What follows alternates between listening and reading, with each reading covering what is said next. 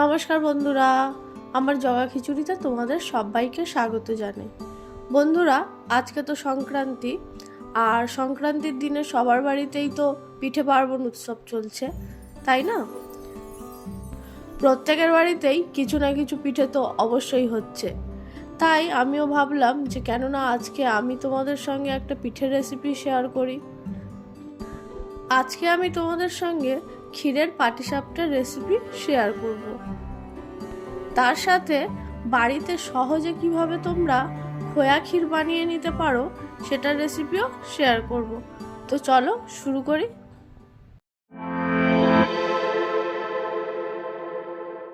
পাটিসাপটার জন্য প্রথমে ব্যাটারটা বানিয়ে নেব। ব্যাটার বানানোর জন্য একটা পাত্র নিয়েছি। পাত্রটির মধ্যে 1 কাপ ময়দা দিয়ে দেব।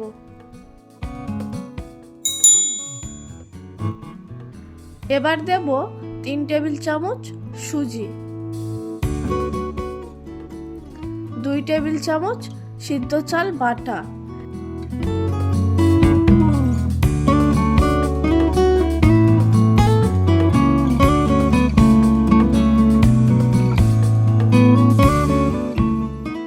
1 টেবিল চামচ চিনি ও স্বাদ মতো নুন।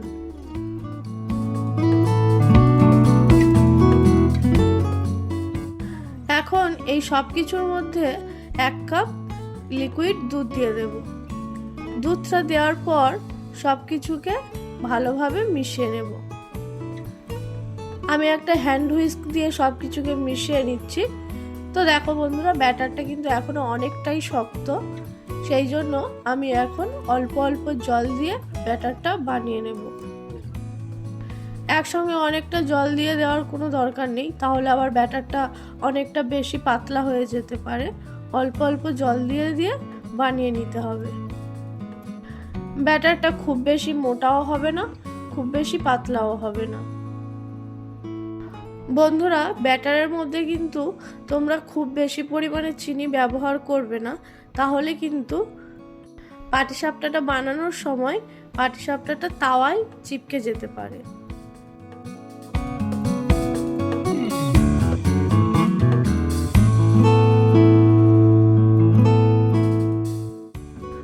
তো বন্ধুরা, ব্যাটারটা আমার রেডি হয়ে গেছে। আর দেখো, ব্যাটারের ঘনত্বটা কিন্তু ঠিক এই রকম থাকবে। এখন খোয়া ক্ষীর কিভাবে বানাতে হয় সেটাও দেখে নাও। খোয়া বানানোর জন্য গ্যাসে কড়াই চাপিয়ে দিয়েছি। কড়াইয়ের মধ্যে 2 টেবিল চামচ ঘি দিয়ে দেব। ঘিটা দেওয়ার পর 1/2 লিটার লিকুইড দুধ দিয়ে দেব। এবার ঘি আর দুধটাকে খুব ভালোভাবে মিশিয়ে নিয়ে দুধটাকে বেশ কিছুক্ষণ ফুটিয়ে নেব।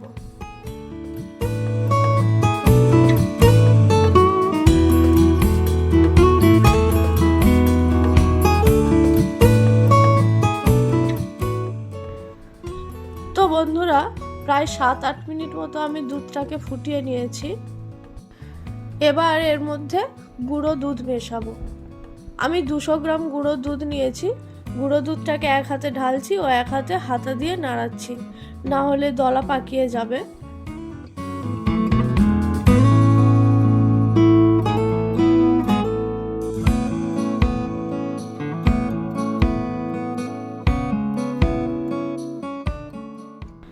তো দেখো, আমি হাতাটা রেখে দিয়ে হ্যান্ড হুইস্ক নিয়ে নিলাম। হ্যান্ড হুইস্ক দিয়ে গোলালে ভালো গুলবে দুধটা, দলাটা পাকাবে না আর।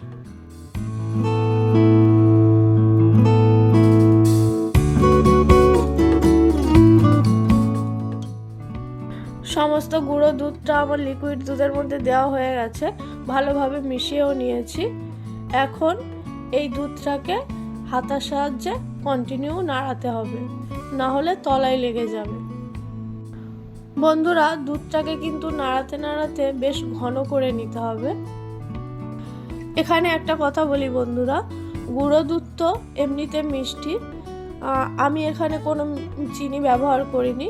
তোমরা যদি আরও মিষ্টি পছন্দ করো, এই সময় কিন্তু চিনিও ব্যবহার করে নিতে পারো। এখন কন্টিনিউ এইভাবে হাতা দিয়ে নাড়াতে হবে।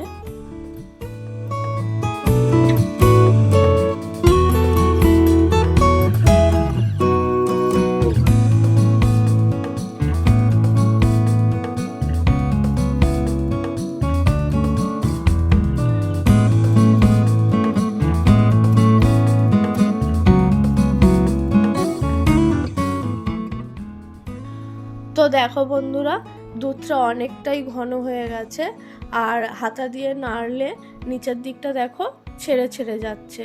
এই সময় বুঝতে হবে যে খোয়া ক্ষীর একদম রেডি। এবার কিন্তু গ্যাসের ফ্লেমটা অফ করে দিলাম। এটা ঠান্ডা হয়ে যাওয়ার পর আরও শক্ত হয়ে যাবে।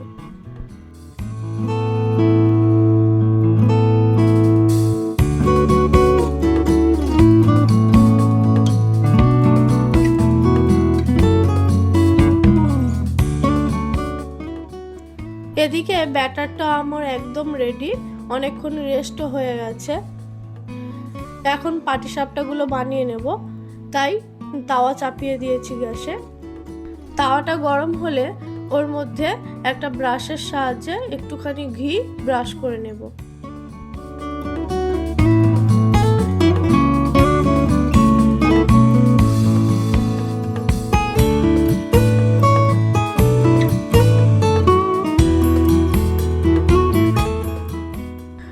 ঘিটা ব্রাশ করার পর একটা ডাবু হাতা নিয়ে হাতাটা দিয়ে এক হাতা ব্যাটার নিয়ে তাওয়ার মধ্যে দিয়ে দিলাম।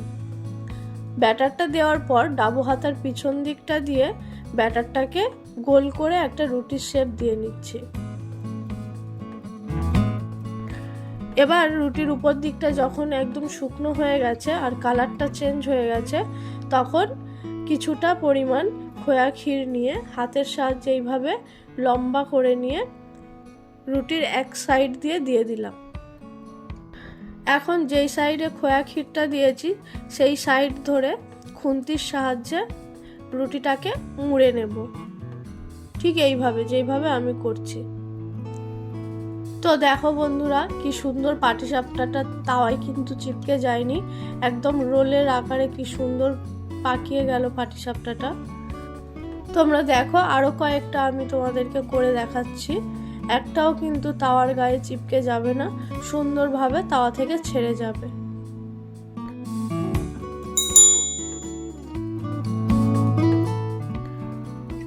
বন্ধুরা, এইভাবে কিন্তু আমি প্রত্যেক কটা পাটিসাপটা বানিয়ে নিয়েছি। এবার কয়েকটা পাটিসাপটা আমি একটা প্লেটে সার্ভ করে দিই। তোমরা দেখতেই পেলে কত সহজে বাড়িতে খোয়া ক্ষীরও বানিয়ে নেওয়া যায়, আর সেই ক্ষীর দিয়ে পাটিসাপটাও বানিয়ে নেওয়া যায়, আর সময় কিন্তু খুব বেশি লাগে না বন্ধুরা। তোমরাও চাইলে বাড়িতে এইভাবে পাটিসাপটা বানিয়ে নিতে পারো, তাও আবার নিজেদের হাতে বানানো খোয়া ক্ষীর দিয়ে। বন্ধুরা, আমার আজকের রেসিপি তোমাদের কেমন লাগলো অবশ্যই কিন্তু কমেন্ট করে জানিও, আর আমার ভিডিও যদি তোমাদের ভালো লাগে তাহলে একটা লাইক করে দিও ও চ্যানেলটিকে সাবস্ক্রাইব করে দিও। আজকের মতো এই পর্যন্তই, দেখা হচ্ছে পরের কোনো এক ভিডিওতে। ততক্ষণের জন্য টাটা।